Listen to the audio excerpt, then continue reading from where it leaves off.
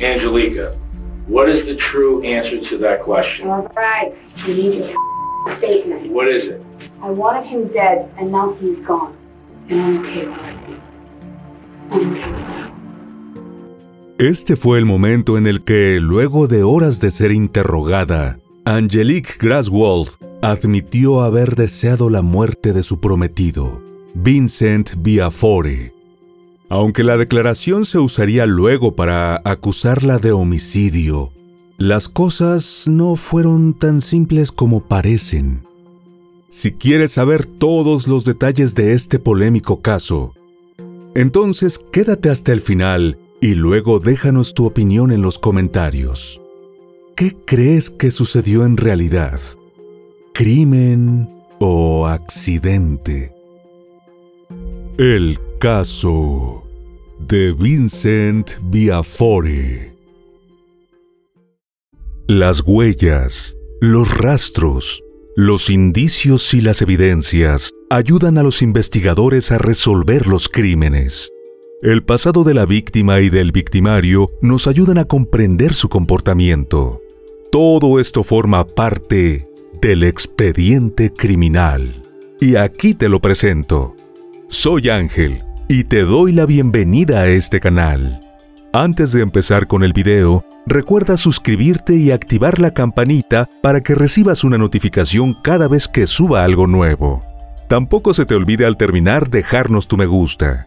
Sin nada más que agregar, acompáñame a conocer todos los detalles de este expediente criminal. Vincent Alexander Biafore, conocido por sus familiares y amigos como Vinny, nació el 22 de agosto de 1968 en la ciudad de Bronxville, condado de Westchester, en Nueva York, Estados Unidos.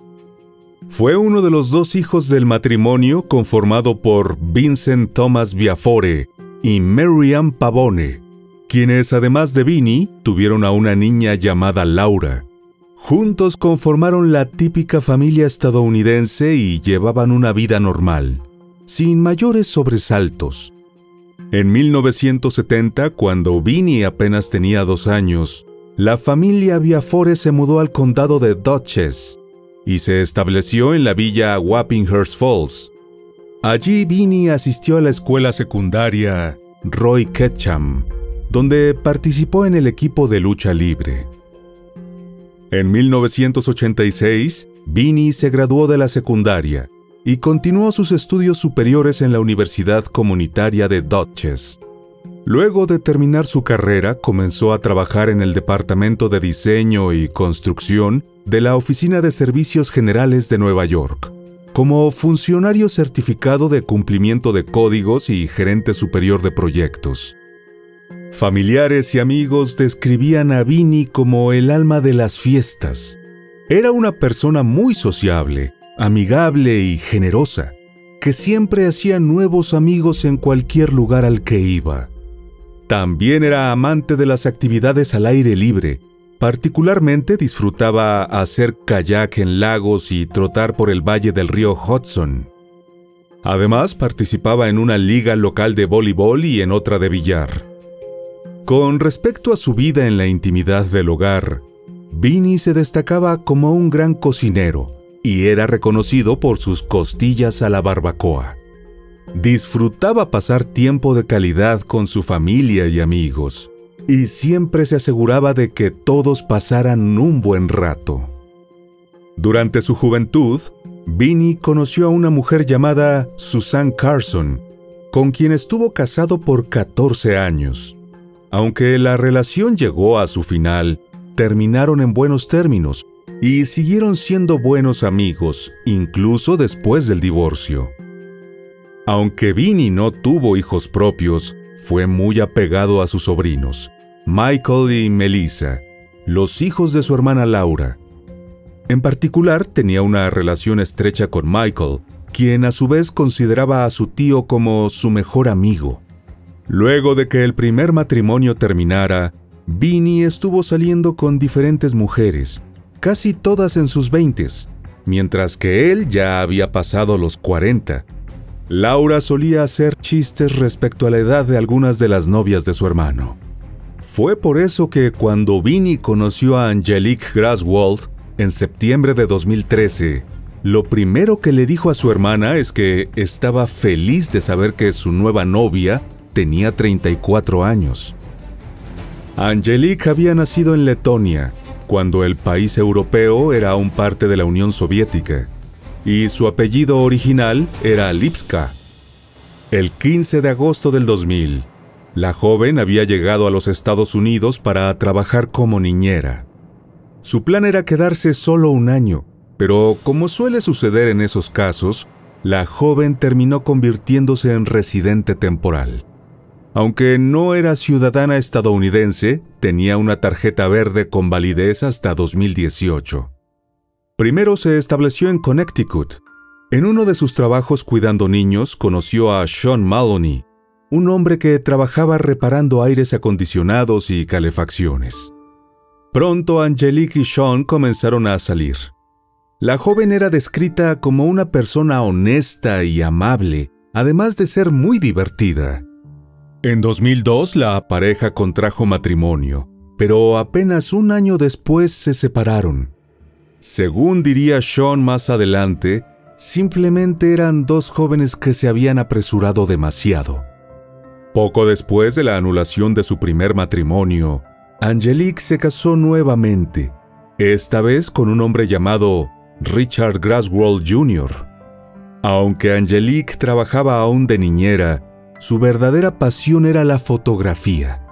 Hizo varios cursos y se dedicó a hacer fotografía aficionada durante un tiempo. También hizo trabajos de investigación de archivos en la Biblioteca y Museo Presidencial Franklin Roosevelt, cerca de la ciudad de Poughkeepsie. En 2008, Angelique y Richard decidieron separarse oficialmente e iniciar su divorcio. Sin embargo, Angelique conservó su apellido. Luego de una de sus visitas a la biblioteca, Angelique pasó por un bar de Poughkeepsie durante una noche de karaoke. Subió al escenario para cantar Objection de Shakira y luego comenzó a charlar con Mike Colvin, el DJ del bar. Mike y Angelique tuvieron mucha química y comenzaron a salir mientras ella continuaba con su divorcio, y al poco tiempo ya estaban viviendo juntos. Mike también describió a Angelique como una chica encantadora y animada, muy agradable. Sin embargo, también agregó que tenía un temperamento fuerte y era propensa a tener ataques de ira. Relató que en 2009, durante su divorcio con Richard, Angelique tomó el auto y se llevó muchas cosas de la casa, no solo sus pertenencias, y luego se negó a devolverlas hasta que el hombre presentó una orden judicial. Mike y Angelique salieron por 1 año y medio, y al separarse, ella quería quedarse con Mietka, el gato que habían adoptado juntos. Mike se negó porque Angelique no tenía residencia propia o trabajo fijo, pero ella insistió. Tras una discusión al respecto, Angelique se acostó en el suelo frente al auto de Mike, impidiendo que él se pudiera ir del lugar, y se negó a moverse hasta que el hombre accedió a darle el gato. Luego de esto, Angelique se dedicó a trabajar de camarera y bartender. De vez en cuando hacía pequeños trabajos de cantante y también estaba estudiando para obtener una licencia de bienes raíces. Fue a través de la escena musical local que Angelique conoció a Sean Bonclose en 2013. Sean era amigo de la infancia de Vinnie y fue él quien presentó a la futura pareja. En ese momento ella trabajaba en un restaurante en Fishkill, una villa en el condado de Dutchess. Angelique y Vinnie se llevaron muy bien desde el principio y comenzaron a salir casi de inmediato. Al igual que había sucedido en sus relaciones anteriores, Angelique se mudó al condominio de Vinnie en Poughkeepsie y unos meses después se comprometieron. Angelique y Vinnie parecían ser la pareja perfecta, ya que ambos eran muy sociables y disfrutaban estar en contacto con la naturaleza. Vinny incluso estaba estudiando ruso, el idioma nativo de su prometida, y se lo tomaba muy en serio. También había comenzado a hablar de la posibilidad de tener hijos, algo que no había hecho en sus relaciones anteriores. Ambos eran amantes de las actividades deportivas, y les gustaba particularmente visitar el río Hudson. En el 2014, Angelique comenzó a trabajar como voluntaria todos los miércoles por la mañana en el castillo de Bannerman, un almacén militar abandonado en forma de castillo, ubicado en una isla en medio del río. En esta iniciativa, la mujer ayudaba a quitar las malas hierbas del jardín y plantar flores junto con unas 10 personas más. Para ella, la idea de un castillo en medio de una ciudad como Nueva York era verdaderamente mágica y sentía una conexión especial con el lugar. Los Biafore parecían llevarse muy bien con Angelique, y en la única ocasión en la que la pareja visitó Letonia, los parientes de ella también parecieron aceptar a Vinny como un futuro miembro de la familia. Sin embargo, la relación no era tan perfecta como parecía. Como suele suceder entre muchas parejas, Angelique y Vinny discutían de vez en cuando, pero en ocasiones esas peleas subían de intensidad. Sherry Part, una amiga de Vinny, diría en una entrevista posterior que Angelique podía volverse violenta cuando tomaba alcohol, e incluso llegó a ver cómo ella abofeteaba a su prometido sin razón aparente. Según Laura, en varias ocasiones su hermano había pensado en dejar a Angelique, pero luego se le pasaba y se reconciliaban. Igualmente, estaba claro que en algún momento Vinny había empezado a tener dudas respecto a si la relación podría funcionar a largo plazo, llegando incluso a cancelar la boda. Originalmente, la pareja había planificado casarse en Letonia en el verano de 2014 y luego tener una celebración en un crucero en el río Hudson. Pero antes del viaje, Vinny manifestó sus dudas a Angelique y decidió no continuar con el plan inicial. Esto evidentemente enfureció a la mujer. Sin embargo, el compromiso se mantuvo y viajaron igualmente a Letonia a conocer a la familia de Angelique. Y aunque las peleas continuaron y la relación parecía irse desmoronando poco a poco, ninguno parecía dispuesto a separarse definitivamente. De hecho, Vinny había incluido a Angelique como una beneficiaria en 2 pólizas de seguro de vida para que ella obtuviera cobertura bajo su plan de atención médica. Familiares y amigos sabían que la pareja no estaba en el mejor momento, pero nadie se imaginaba la tragedia que estaba por ocurrir. El sábado 18 de abril de 2015, Vinny y Angelique salieron de fiesta con unos amigos. Él no había podido reunirse con sus compañeros desde hacía un par de semanas, y después de unas horas compartiendo juntos, surgió la idea de ir a un club de bailarinas nudistas. Sin embargo, Angelique no tenía ganas de continuar con la fiesta. Estaba callada y no parecía tener mucha energía, por lo que le pidió a Vinny regresar a casa. Monte Neshwat, un amigo de los que se encontraban allí, recordaría en una futura entrevista que Vinny le había comentado que quería hacer kayak en el río Hudson. Monte le dijo que era mala idea, ya que apenas había terminado el invierno y las aguas se veían agitadas. Pero todos sus amigos sabían que Vinny era una persona muy terca y amante de la aventura, por lo que no hubo forma de disuadirlo. Al día siguiente, 19 de abril, Vinny y Angelique prepararon todo lo necesario para ir a navegar el río Hudson en kayak. La camioneta Jeep color blanco de Vinny fue captada por las cámaras de tráfico con su embarcación azul atada en el techo. El plan para ese viaje era remar hasta el castillo de Bannerman, donde Angelique se pondría lencería sexy para tomarse algunas fotos. Según futuras declaraciones de la mujer, Vinny había propuesto la idea y ella quería complacerlo. Además, aprovecharía de revisar cómo iban las plantas que sembró su equipo de voluntariado la semana anterior, ya que no podría asistir el miércoles siguiente por una cita médica.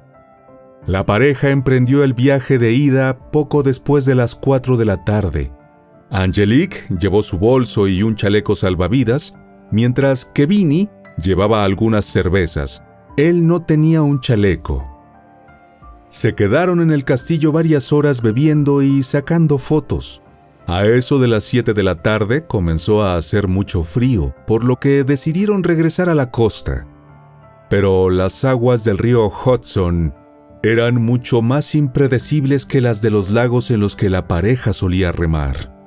Y pronto la brisa comenzó a causar pequeñas pero fuertes olas. Según Angelique, al principio Vinnie parecía estar jugando y divirtiéndose con las turbulencias, diciendo que era una aventura.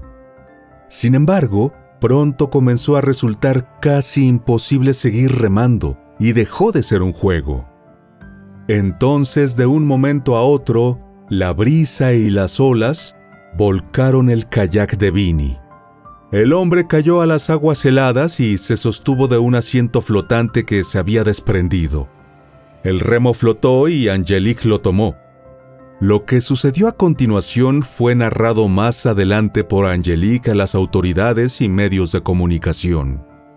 La mujer dijo que el agua continuaba alejándola de su prometido y, sin importar cuánto remara, no lograba llegar a él. Entonces Vinnie le dijo que llamara al 911.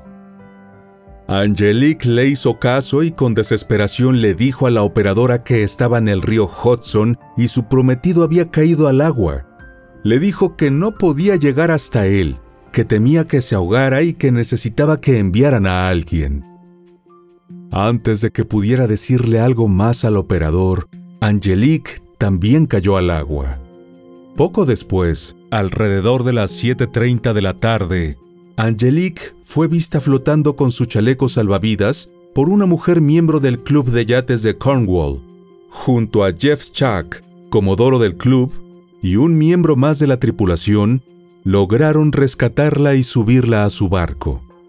Cuando llegaron a la orilla se cruzaron con los rescatistas y Angelique les dijo que Vinnie todavía estaba desaparecido. Tanto las autoridades como los miembros del club comenzaron a buscar al hombre. Angelique, mientras tanto, fue enviada a un hospital local para ser tratada por hipotermia. A medida que avanzaba la noche, más barcos se unieron a la búsqueda, y pronto había helicópteros y luces intermitentes por todo Cornwall. Poco después de la medianoche, la policía encontró el kayak azul de Vinnie en el río, cerca del parque Plum Point. La policía estatal, las patrullas marinas locales y los departamentos de bomberos buscaron al hombre en barco y helicóptero hasta altas horas de la noche del domingo 19. Reanudaron el operativo el lunes por la mañana en Cornwall y Hudson, a unos 80 kilómetros al norte de la ciudad de Nueva York. Pese a los esfuerzos de las autoridades y voluntarios, no encontraron señales de Vinnie en las gélidas aguas.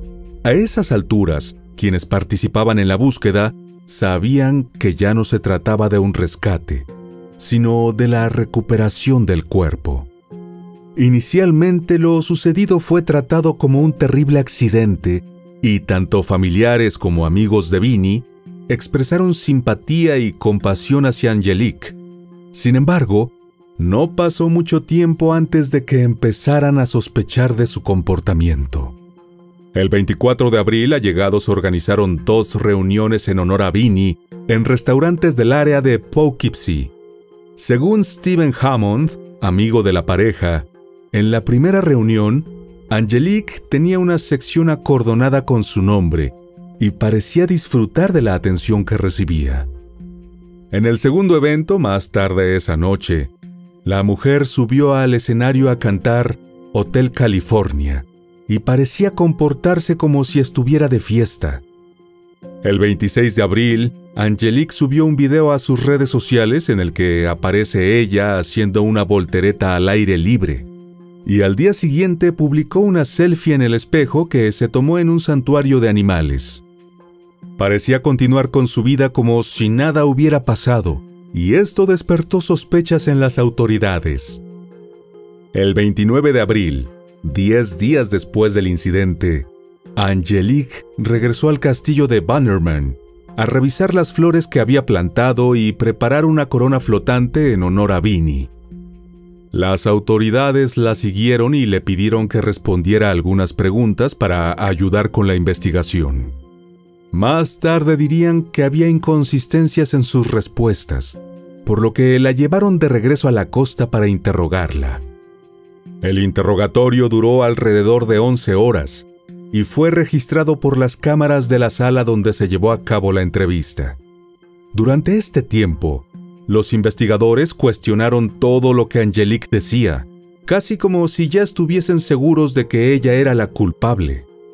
Uno de los detectives incluso aseguró que la mujer había admitido haber estado involucrada en la muerte de su prometido cuando la siguieron hasta el castillo. Pero no hubo pruebas de esta declaración, ya que esa primera conversación no fue grabada.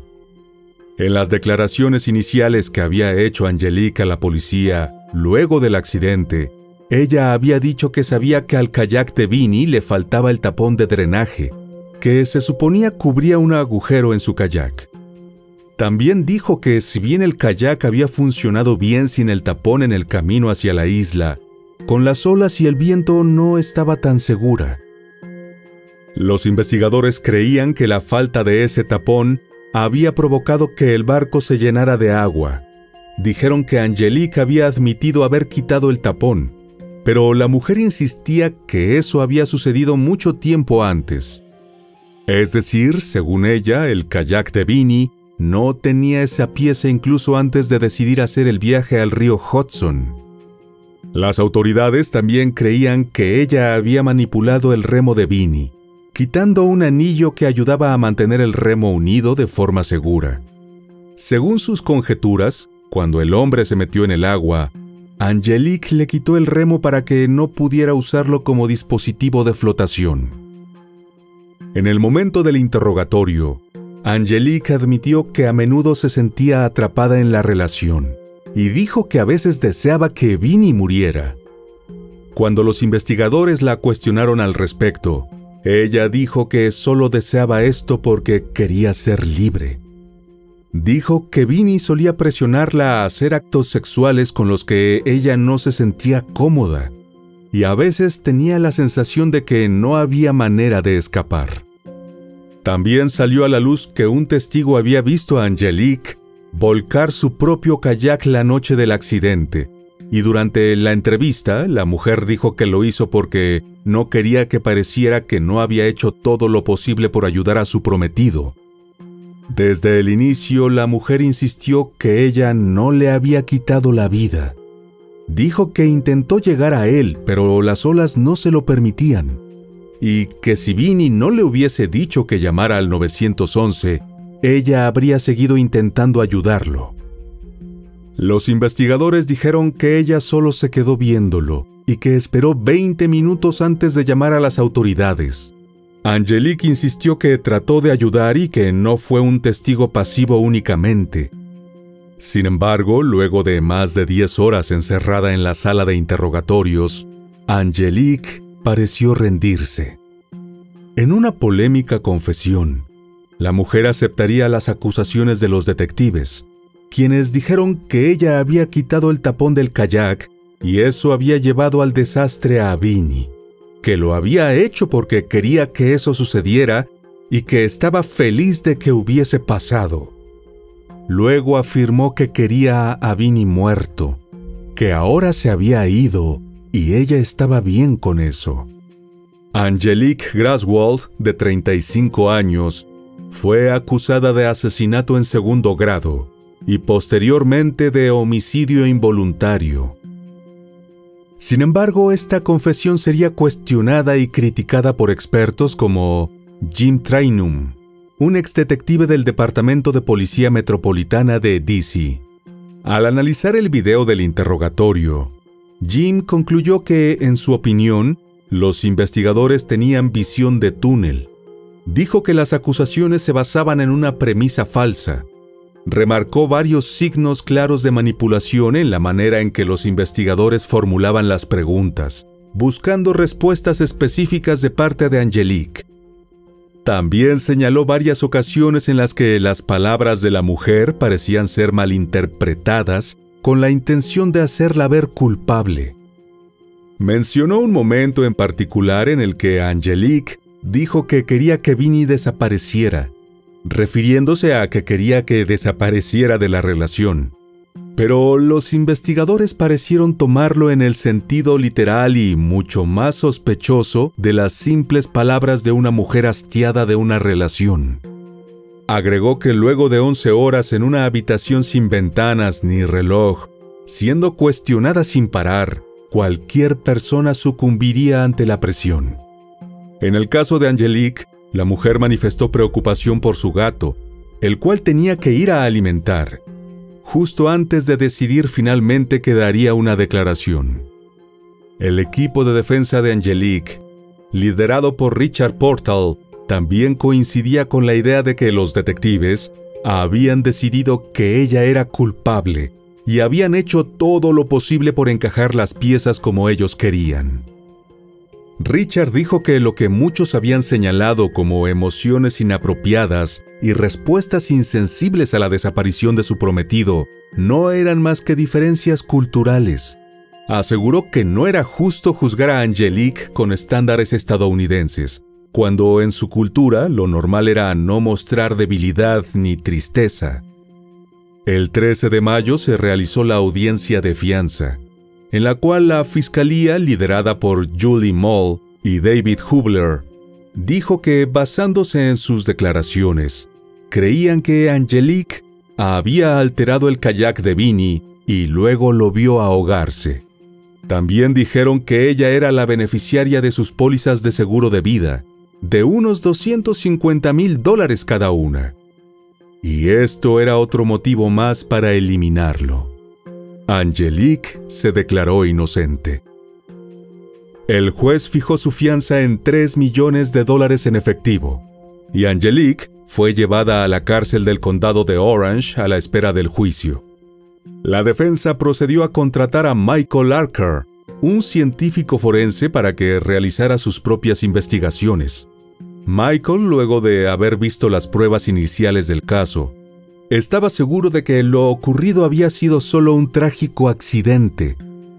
Pero para desmentir la versión de que la falta de tapón en el bote había causado la muerte de Vinnie, pidió a Buddy Benny, fundador de la marca deportiva Mountain Top Outfitters, que remara el mismo recorrido que la pareja había hecho ese 19 de abril, utilizando el mismo modelo de kayak que Vinnie, con el tapón de drenaje abierto.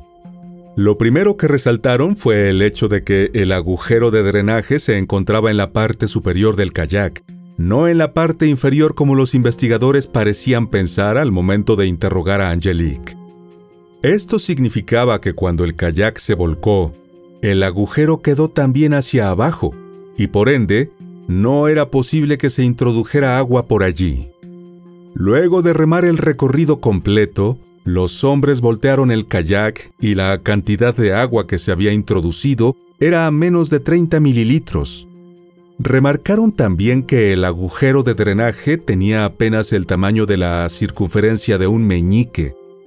La hipótesis de la defensa era que el agua se había introducido al kayak por la cabina del mismo, es decir, el espacio donde la persona se sienta para remar, el cual es considerablemente más grande. Aunque Michael no podía recrear las condiciones exactas del día en que Vinnie se ahogó, diseñó un experimento para probar el punto de la defensa. Ató el kayak a la parte trasera de un bote y luego creó una ola artificial con el tapón quitado y el área de cabina abierta. El agua efectivamente no parecía haber entrado por el drenaje. Luego procedió a pedirle a Buddy que remara con los remos sin el anillo, la segunda hipótesis presentada por las autoridades para sostener sus acusaciones contra Angelique. El hombre aseguró que no era problema, ya que no se necesita el anillo para poder remar. Finalmente ataron un ladrillo de 2 kilogramos al remo, el cual se hundió con rapidez. Con esto buscaban desmentir la idea de que al quedarse con el remo de Vinnie, Angelique le había robado un posible dispositivo de flotación. Sin embargo, el 23 de mayo de 2015, más de un mes después del incidente, el cuerpo de Vinnie fue encontrado por un navegante a aproximadamente 2 kilómetros río abajo de la isla Bannerman. El reporte de autopsia apoyó las acusaciones de asesinato. El informe del examinador forense enumeró la causa de la muerte como ahogamiento y dijo que Vinnie tenía una concentración de alcohol en la sangre de 0.066. Según los informes, también notó una abrasión de 5 centímetros en el torso y hematomas en el pecho y el brazo. Además, al parecer, la médico forense dijo que la tragedia había sido causada por un tapón de drenaje de kayak retirado intencionalmente por otros. Ante esta declaración, Richard, el abogado de Angelique, discrepó públicamente con las conclusiones forenses y aseguró que se habían basado únicamente en las declaraciones falsas de la policía de Nueva York, en lugar de hacer su propia investigación, contactar a sus propios expertos, entre ellos conocedores de kayak, y examinar la embarcación involucrada en el accidente. 3 días después del hallazgo del cuerpo de Vinnie, el 26 de mayo de 2015, los fiscales procesaron a Angelique por cargos de asesinato y por causar imprudentemente la defunción de su prometido. El cargo de homicidio por negligencia criminal conlleva una pena de hasta 4 años de prisión en caso de ser declarada culpable. Vinnie fue sepultado el 27 de junio en el cementerio de El Calvario, Arlington, condado de Dutchess, luego de una misa conmemorativa celebrada por la mañana en la iglesia San Martín de Porres. Angelique pasó los siguientes 2 años a espera de su juicio, el cual tuvo finalmente una fecha para noviembre de 2017. La mujer había mantenido su inocencia durante todo ese tiempo, ofreciendo entrevistas a diferentes medios en los cuales relataba su versión de lo sucedido aquel 19 de abril. Por eso resultó tan sorprendente cuando el 24 de julio de 2017, a meses de la fecha fijada para su juicio, Angelique se declaró culpable del cargo de homicidio por negligencia criminal, luego de llegar a un acuerdo con la fiscalía. El fiscal David Hubler dijo que los términos del acuerdo establecían una sentencia de entre 1 año y medio a 4 años en prisión estatal. Explicó que su decisión de rebajar los cargos se debía a que habría sido difícil demostrar que Angelique tenía la intención de matar a Vinnie, porque ninguna de sus declaraciones constituyó una confesión directa de asesinato intencional. Agregó que la declaración de culpabilidad había eliminado cualquier posibilidad de que la acusada escapara de la condena, y también evitó a la familia de la víctima la incertidumbre y el trauma emocional de un juicio.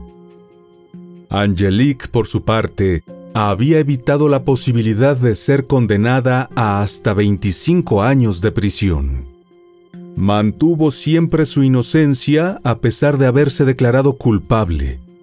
El 8 de noviembre de 2017, Angelique fue sentenciada a entre 1 año y medio y 4 años en el Centro Correccional de Bedford Hills, en Nueva York. El 21 de diciembre, menos de un mes después, Angelique fue puesta en libertad condicional tras haber cumplido 31 meses en la prisión del condado de Orange y 1 mes en el Centro Correccional de Bedford Hills. Sin embargo, la mujer estaba en riesgo de ser deportada una vez que su periodo de libertad condicional acabara. En su primera entrevista desde su liberación, Angelique dijo que se había declarado culpable del cargo menor para evitar el riesgo de cadena perpetua por un delito que insiste en no haber cometido. Según la entrevista, la fiscalía le había ofrecido salir de prisión en diciembre a cambio de la declaración de culpabilidad. Aunque el juicio de homicidio había terminado, Angelique no había renunciado a su posición de beneficiaria del seguro de vida de Vinnie, por lo que comenzó una nueva batalla legal con la familia Biafore.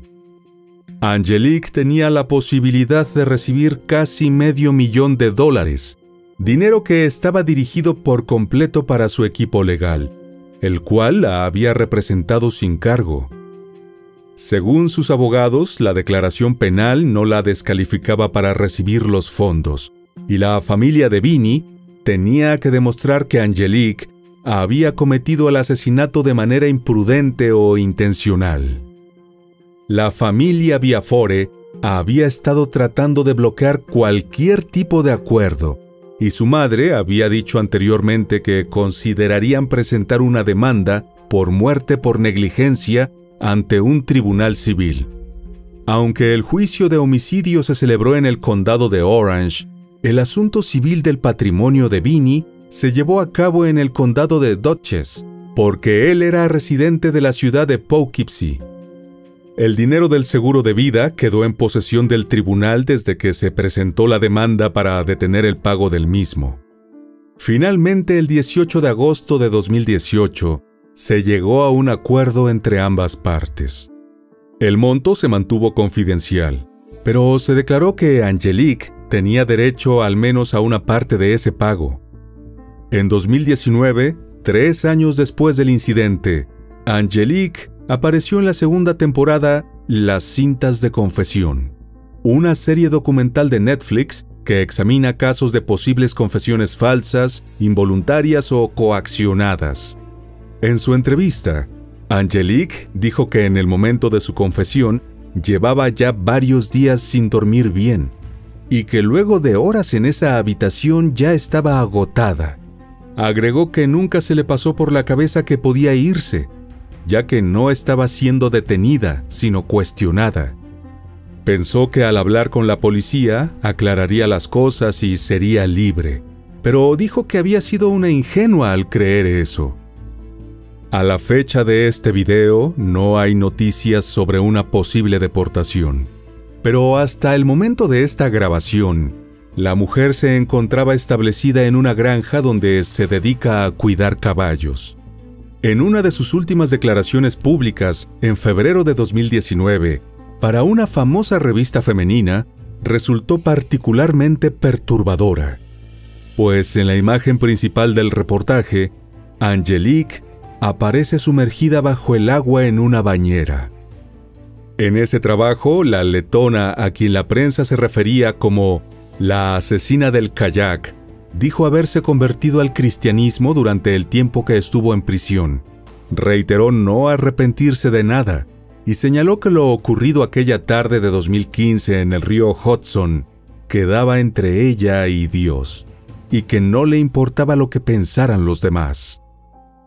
Entre otros detalles, contó cómo era su nueva vida como cristiana, cuidando personas y animales y visitando mujeres que conoció en prisión o en su trabajo con la iglesia. Reveló que había vuelto a recorrer el Hudson en kayak y mencionó que, en una ocasión, Vinnie le dijo que la amaba tanto que sería capaz de dar su vida por ella si era necesario. Afirmó que su deceso en el río fue su forma de dar la vida por ella, señalando que su prometido falleció para que ella pudiera vivir, que él la salvó de alguna manera. Mientras que Angelique sigue manteniendo su inocencia, la familia de Vinnie insiste en lo contrario, remarcando que una persona inocente no se declararía culpable de un crimen que no cometió. No obstante, lo más probable es que lo dicho por la exconvicta letona sea cierto, pues la verdad de lo ocurrido el día del incidente solo la conocen ella y el Dios cuya fe profesa.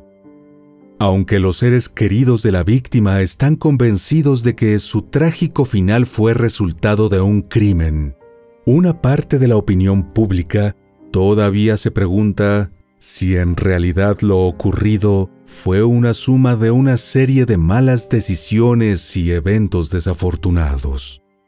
¿Ustedes qué opinan?